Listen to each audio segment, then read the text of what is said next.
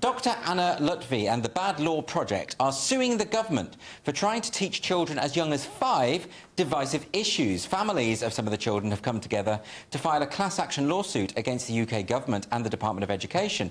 They're calling for personal, social, health and economic education, known as PSHE, to be abolished in schools and for parents to have the right to withdraw their children from lessons dealing with sex, health and relationships. I'm delighted to say that Equality and Human Rights barrister Dr. Anna Loutfi joins me now. Thanks very much for joining me.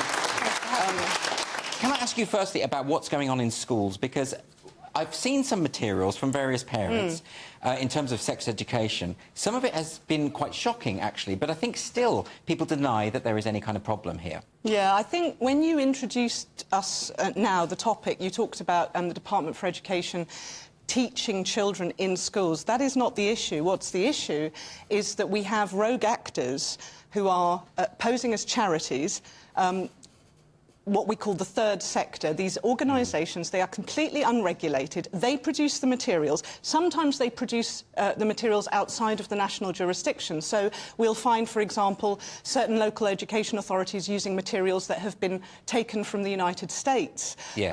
And there is no oversight on the content of these materials. And what we are finding is that advocacy groups are choosing their own pick and mix ideas of what children should or shouldn't know. There's no oversight. Parents are not really invited to be part of that discussion. And what we do see is that some of these materials clearly engage both the civil law and the criminal law in terms of their suitability for children at certain age groups. So there's the element of the sexual explicit aspect. I mean, I have a friend who's a parent of a boy of 6. She showed me some of the materials, and she said when she tried to have her son removed, they told her you can't. The government says this is compulsory. So although it is an outside agent providing the materials, the school seems to believe that the government is making them do it. Do you think that's possible? Yes, 100%. I've seen the materials myself. I think we've lost, thanks to the third sector, which has now seized complete control of education in this area called PSHE, we have lost control of regulation in the same manner as we would lose control if there had been a military coup and we had a junta taking control of the schools. We're simply not allowed to have the conversation about what these materials are for, what the purpose of them is, but more importantly, we have, as a nation, speaking about the UK, we have lost any discernment about what age groups are suitable for certain kinds of materials. We simply have stopped having that conversation. All materials provided by the third sector to schools are considered to be appropriate because the third sector has appointed itself experts in the area. And therefore, if something is considered age inappropriate by a parent or a teacher, but the experts, the third sector says, no, this is absolutely fine, that becomes the end of the conversation. And any parent, any teacher and any young person who has qualms, as we saw in the school in East Sussex, where 2 13-year-old girls raised questions about what they were being taught in PSHE, they're actually insulted and called bigots. Yes. So it's not just about the age-inappropriate materials. There's also the ideological aspect to this. So children are being taught, and I've seen materials that prove this. In a number of schools, children are being taught, often by outside agents, that there are over 100 genders, or that we each have an innate sexed soul, a gendered soul. This is effectively a quasi-religious belief taught as fact. Now, a couple of years ago, Kemi Badenoch stood up in Parliament and said that the teaching of critical race theory in schools was against the law. Is the teaching of gender identity ideology as fact also against the law? It is, and let's be very clear, this isn't just about gender identity, although that is the issue that the parents that have come to me have raised. But let's be very clear, the Education Act 1996 is very explicit that the promotion of any idea that is contentious is unlawful, and by promotion, what the statute says is that you cannot present an idea that is contentious as if it is the only idea or the only version or the only worldview available on that topic. There has to be a dispassionate, fair and non-partisan presentation of the facts. That would apply to a whole range of issues. So a teacher could say, there are many people who believe in such a thing as gender identity. There are a minority of the country, but there are people who believe that. Most people don't believe that. But let's have a discussion about that. That would be OK.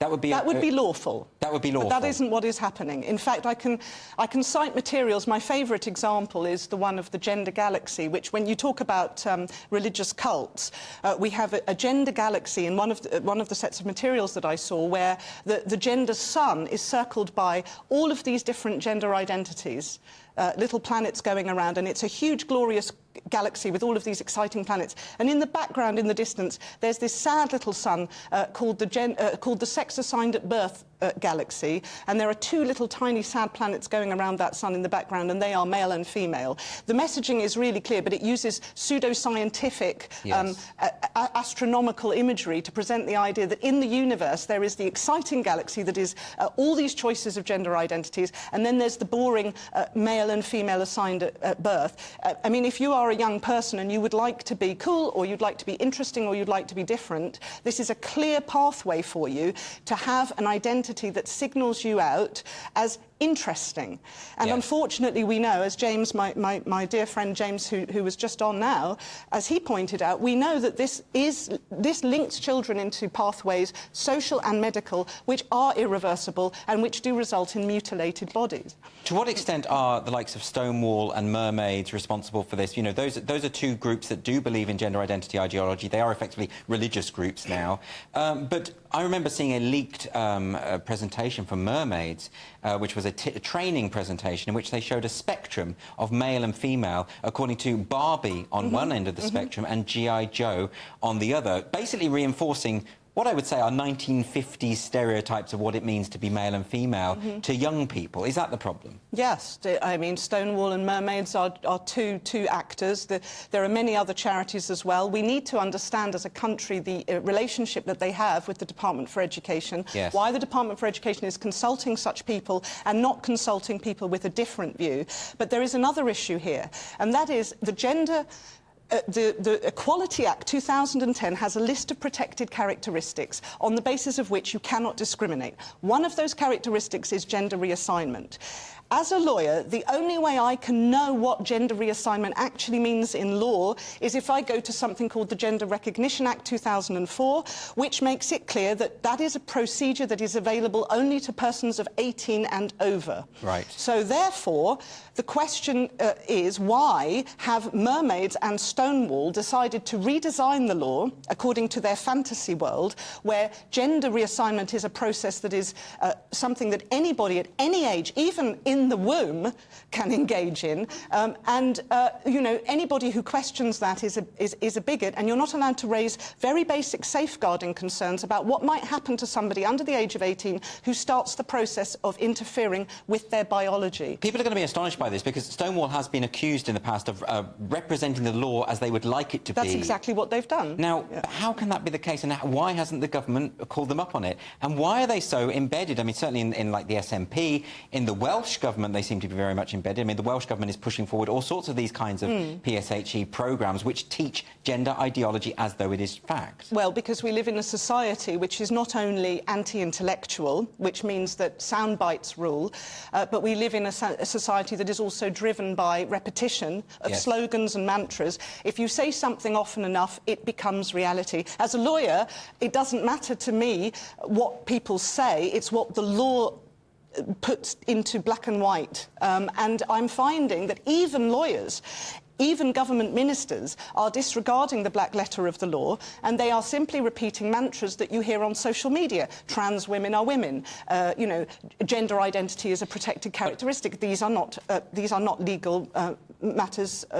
These are not legally based arguments. They are mantras. They are advertising slogans, and they are adopted by powerful corporations in order to promote ways of life and products that profit them. Of course, activists would say, but, you know, at school with young people, it's very important to teach them that if children are struggling with their gender, or if children are gay or are from a minority group, that they do need protecting, and they need to be shown that we live in an inclusive world. What would you say to that? I would say that we struggle with a lot of things, but we cannot as a society adopt a position where we say anything that you struggle with, society will embrace your your desire to be something other than you are. Because if that is true, many young people struggle with suicide ideation. So therefore we should affirm suicide in young people wherever somebody wishes to self-harm. Anorexics who wish to starve themselves to death, or people who wish to cut their arms with razor blades, are expressing an inner struggle and an idealistic notion of escape from their reality. It is not the business of schools to facilitate that self-harm, and we have to be, as a country and a culture and as a moral society, discerning about what we embrace, what we encourage and what we don't. The fact that a child is struggling is not in and of itself justification for the entire society to facilitate a pathway to self-destruction. So it looks like, from your perspective, the law is the way through this. Absolutely. That's going to just challenging it in the courts, clarifying the law, all of that. And the law is clear. We don't even It's already clear. It's very clear. Yes. I believe in the rule of law. Unfortunately, many of my colleagues in the legal profession seem to have abandoned that idea and find it quite old-fashioned.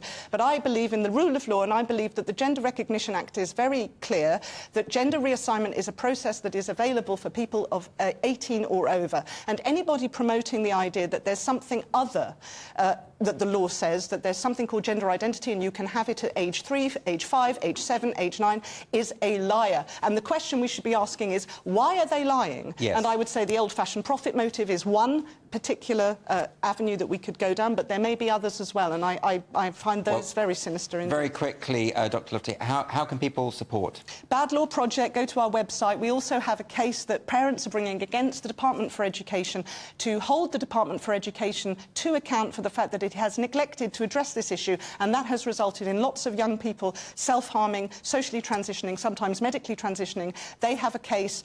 You can find the crowdfunder at Asleep at the Wheel, democracy3.org. Please support us, because the parents need protection from cost risks. Dr. Anna Loutfi, thanks very much for joining us. Thank you very much.